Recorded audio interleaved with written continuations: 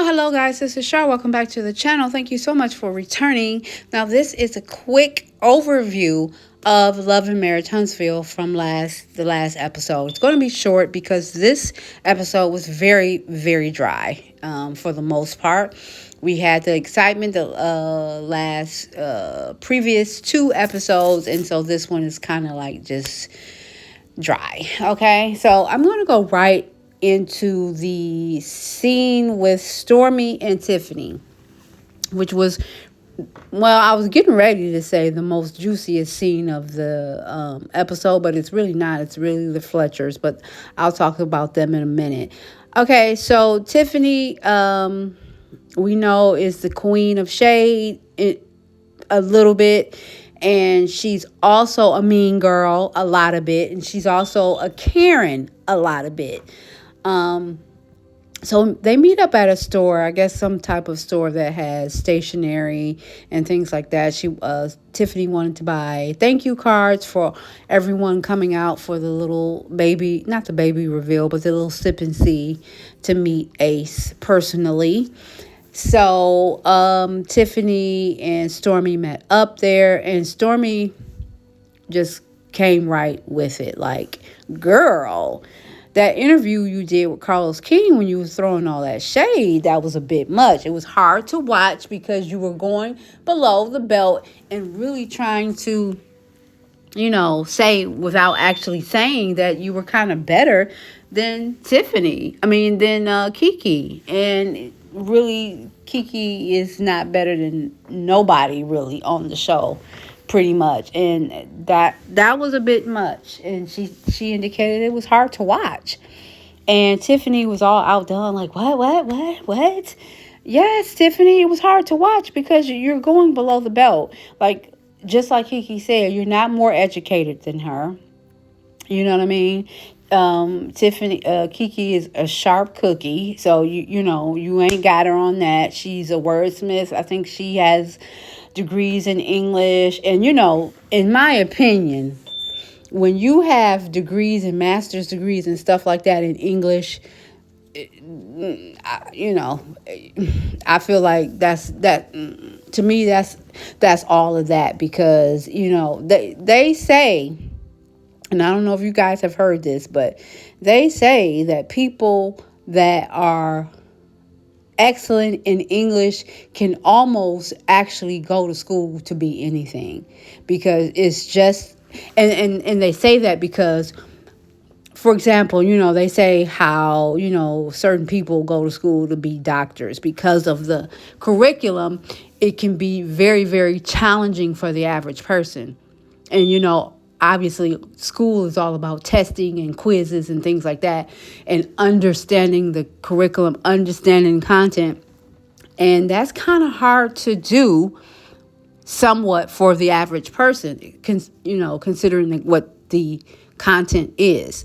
But they say people that are excellent in English, which is the English language, grammar, and the meaning of words and what words mean, and how words are placed to be able to give you the perfect or almost exact understanding of things, can learn and can take tests and can learn anything just about. That's what they say. Now, I read that somewhere. I don't know if it's true, but I found that to be interesting.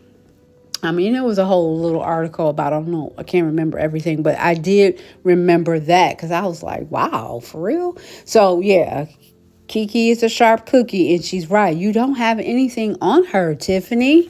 Like, you are an entrepreneur, and you're doing your thing, your little business with her little startup. I don't know if it's a tech company or a startup company. I don't even know what it is about specifically, and that's okay. But I do remember her talking about it, and I know it's a real company and all of that. Everybody else is pretty much just shading her. But they may be telling the truth, though, that they kind of don't even remember what the dang on company is about. Excuse me, to be honest, because I don't remember what the company was about. But I do know it was like almost like one of a kind. Like, it's not too many companies like hers in terms of whatever it is that she's offering. So, you're doing your thing with that, but she's also doing her thing as well with being a professor, like I said, of English and everything. So, whatever, girl.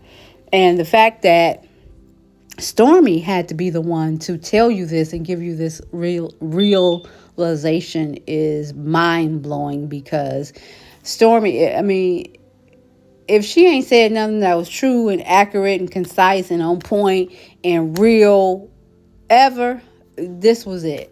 Like, I agree with everything Stormy told her. And I also agree with how she told her. Like, she tried to be tactful. And Stormy not really that tactful, to be honest with her. You let her go, let her get loose. Like she said, let her get active.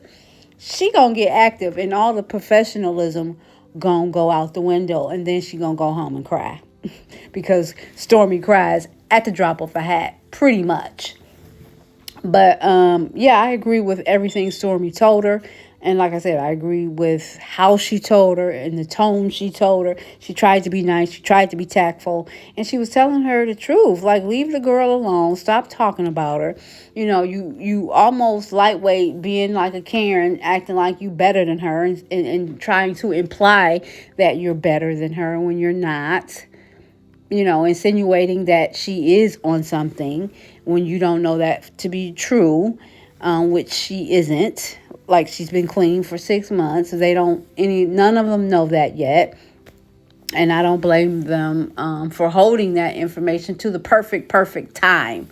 But, Marceau, he watched the show back and pretty much was trying to indicate like she got lucky, or she took the test some type of way and somewhere where it came out negative by a hoax or something. I don't know. He's a mess. But yeah, I like I said, I agree with Stormy wholeheartedly. And then, like Stormy also told her, it's a bear. You're poking the bear, and it's a bear. Meaning, at any given moment on site, this girl could pop you, throw water or a glass of whatever at you. You know what I mean? You already know a woman's temperament, and you don't want to play around. You don't want to mess around with her. I mean, it's unfortunate that, you got to be saying at these grown ages that somebody might pop you. But hey, it is what it is. No one wants to, hear that somebody's constantly going around talking about them or dogging them out. So, it is what it is. You got to take that because you keep running your mouth about the person. So, yeah.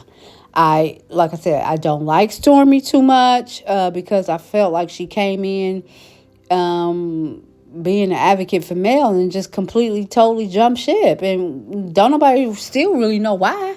I mean, is it simply because Mel said after she films and wraps up, she kind of takes to herself just with her closest friends and family and her kids? There's nothing wrong with that.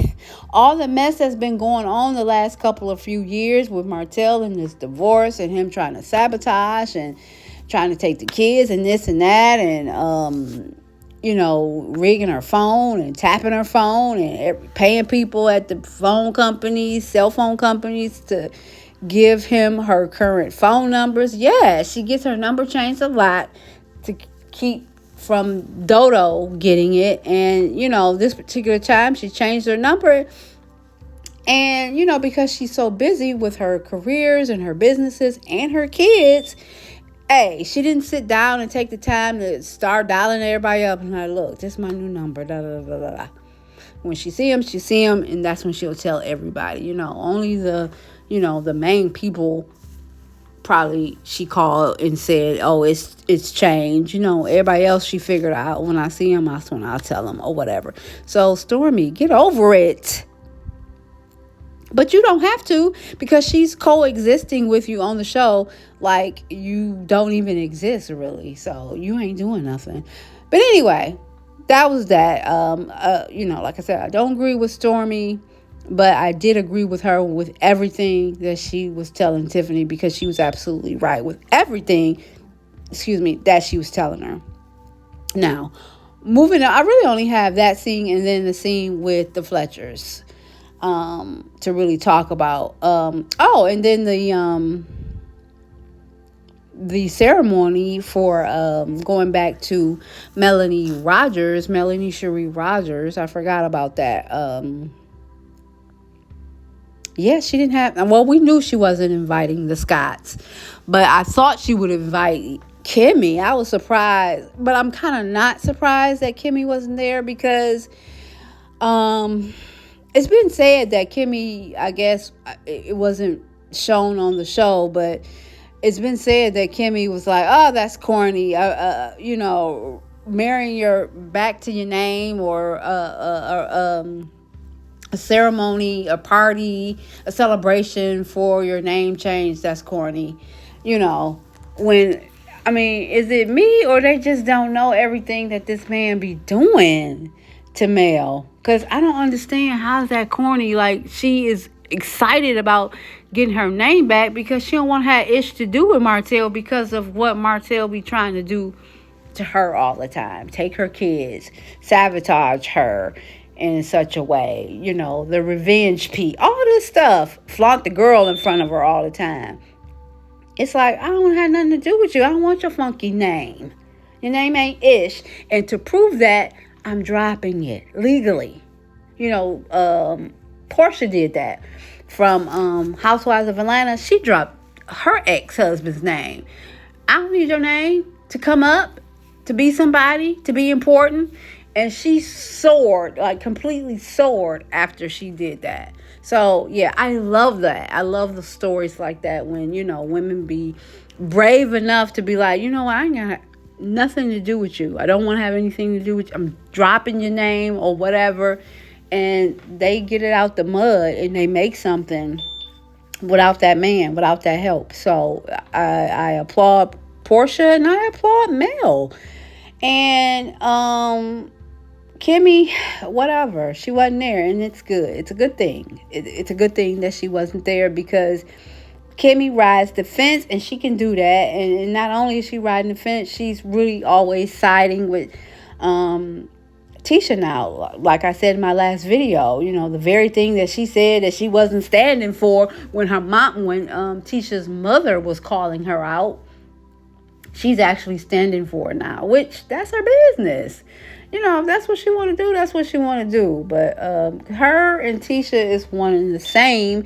But, Kimmy may have a little more dignity, a little bit more smarts or whatever. But they want them men. They want the men bad. And I feel like they are women that finds value in being married.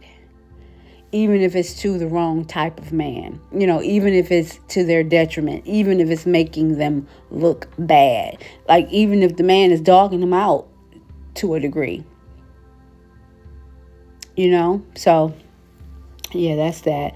But Mel does things big. That's what Nell said. Miss Fletcher, she said Mel does things big. And she did this party big. I mean, if you didn't know any better, you would have thought this was a wedding. For real. I mean, which she's marrying herself, marrying her name, the reunitement of her and her original maiden name, pretty much. And it was better than Kimmy's wedding, to be honest. Because Kimmy's wedding wasn't elegant. She had a nice wedding. Was absolutely nothing wrong with Kimmy's wedding. Check it out. I think it was season 1 or season 2. They went to Miami. They rented a boat, a yacht, a baby yacht, and had the wedding on, and the nuptials on that baby yacht, which is beautiful. And then they had, dinner set up for the reception, all this and that. It was nice. It was absolutely nothing wrong with Kimmy's wedding, but it was not elegant. And it didn't cost a lot of money either. Now, don't get me wrong. It cost, but it wasn't a whole lot. Mel spent a lot of money on that damn party. Details. Anybody knows anything about these weddings and putting these weddings in, it costs money. These little details, that's what be costing the money. These little cards and these little placemats and these little flower arrangements and the centerpieces and the balloons and the this and the that and all this stuff. She had a quartet outside of her on her lawn. A quartet. So yeah, that is cost. And I would love to have that same exact setup for any wedding. For any wedding. For real, for real. So yes, that's the difference between Kimmy's wedding and Mel's party. Her wedding lacked elegance. Her wedding was pretty much just like a cabaret almost. I mean, and it's no diss, but that's what it just gave me. It gave me like a cabaret after the fact, the reception part. When technically it's still part of the wedding, you know what I mean? So everything should still be elegant or whatever, but hey, they did the best they could. It was nothing wrong with her wedding. But I'm just saying, when you see how it's really supposed to be done, then you be like, oh, you know what I mean? And that's how it was with Mel's party. So kudos to Mel, Melanie, Shari, Roger that, okay? Now let's go to the Fletchers, okay? I mentioned in my last video that the Fletchers should be a major part of the show, just as the original 6. Let's see more of them, and it seems like that is what's happening. We're seeing more and more of the Fletchers, their home life. Now we're seeing their kids.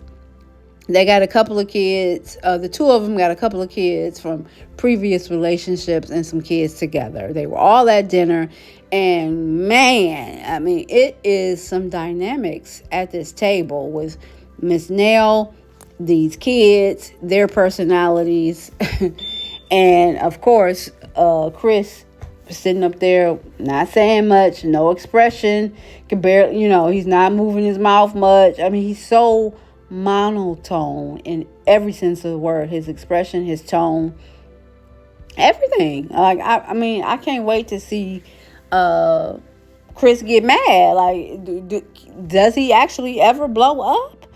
But and Miss Nell, she does enough of it for the both of them. So, we see that Miss Nell and Fletcher, as she calls them, they're like a yin and a yang. She's the hype one, the overbearing one, the flyery one, and he's the level-headed one, monotone, keeps it cool, rash, very rash, and she's the complete opposite. So probably why they work, right?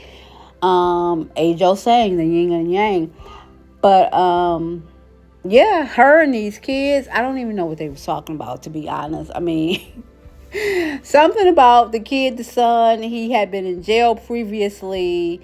They got him out, as parents do. They bail their children out all the time. It was a pretty penny. It wasn't too much, but it wasn't cheap. It was 6 G's. And because of that, I guess they took his dog. I guess his dog is his pride and joy or whatever. Or maybe the dog. Oh, no. I was getting ready to say maybe the dog is worth that much. But no, I think the guy, he said that his dog was worth about $3,000. So I guess they say if we don't get at least $3,000 back from him, we'll sell this dog. I guess that's the point of keeping the dog. In which he wants his dog back, of course. Like, and then the daughter, I think this was or she a niece. I couldn't keep up. Okay, so much going on, but I think it was a niece. Or was it her daughter? I don't know. Drop down in the comments if you guys remember that. But the girl with the white shirt on with her hair slicked back, kind of heavy set a little bit, she was saying like she lost her job. I guess Miss Nell was saying she was always getting jobs and losing them and getting them. And she was like, yeah, I pretty much lost a job and found another one. I wanted to have it all together pretty much before I told you, because I just didn't want to hear your mouth. And, facts, like Miss Nell is all over the place. We know that. Oh, and before I continue on with that, with them, Miss Nell, she did get on my nerve when she called Mel over to have a little chit chat at her party, during her party, about Martell. Like, that could have waited. Like, you could have took her to lunch, or y'all could have went to dinner or had drinks or something next day. You didn't have to pull her to the side to talk about Martell. Like, stop. Stop, Miss Nell. Stop. Don't nobody care what he is talking about. You should have been on there last season, 2 seasons ago, when they were going through the divorce. And then all this, what you doing as it relates to what Martell is saying about the divorce and about her cheating and all that, would have been relevant. Right now, it ain't relevant because they divorced now. Who the heck really cares? For real, for real. So, yeah, that could have waited. That pissed me off. Don't sit up here and call me off to the side telling me what that fool is talking about. You already know I don't care. I'm over it. Why you think I'm sitting here having a damn party about getting rid of his name? Anyway. So back to them at the Fletcher's home at the dinner. Everybody's sitting around looking like, what the heck? And Miss Nell was basically going off. She's squealing because she don't scream. She can't scream. Her voice is too squeaky. She's squealing and squinching. And Chris ain't saying nothing. He's just constantly looking at her like, Nell. But he ain't actually saying it. He kind of just looking at her. Somebody said that I think there was some people was in her comments from Instagram was saying that they need their own show, like they need their own spinoff, not necessarily being a part of Love and Marriage Huntsville like I keep suggesting as a main couple, but to actually have their own show with the dynamics of her, Fletcher, and all them kids. So you guys drop down in the comments. Tell me what you think. Are they interesting enough to have their own show? Technically, I don't know. The jury's still out because we just seen that one little scene and it was a trip or whatever. But is it entertaining enough to watch them every week? I don't know. I can't say yes. I can't say no. But I don't mind watching them to figure it out. However, whatever, even if they don't get their own show, I do feel like they should be more a part of this show. And speaking of that, it's been said out here on the YouTube streets that Carlos King been wanted the Fletchers on the show. But Miss Nell said, nuh-uh. She said, no. For whatever reasons why. Maybe it's because, I don't know. I was getting ready to say maybe it's because she didn't really want to talk about the infidelity that went on with her and her husband. But she seems to not have a problem with talking about it. Like, it's out in the open. Well, it wasn't public. Well, I don't know if it was public knowledge in real life out there where they live at, which it probably was because, like they say, Huntsville is small and Fletcher is popular because he's a sales agent and stuff. Plus, he's handsome, right? He's older, distinguished, handsome guy. So it probably was public knowledge, just like how the Holt stuff was. So, she probably was a little embarrassed when he probably was trying to ask her to be a part of the show. And she was like, I don't even want people bringing that mess up. But now, I guess since they've talked about it many times, back. And then she probably didn't know if they were going to actually make it and get through it. And if she was going to actually have to divorce the nigga. Excuse me. Did I say that? Excuse me. She didn't know if she was going to have to divorce him or not.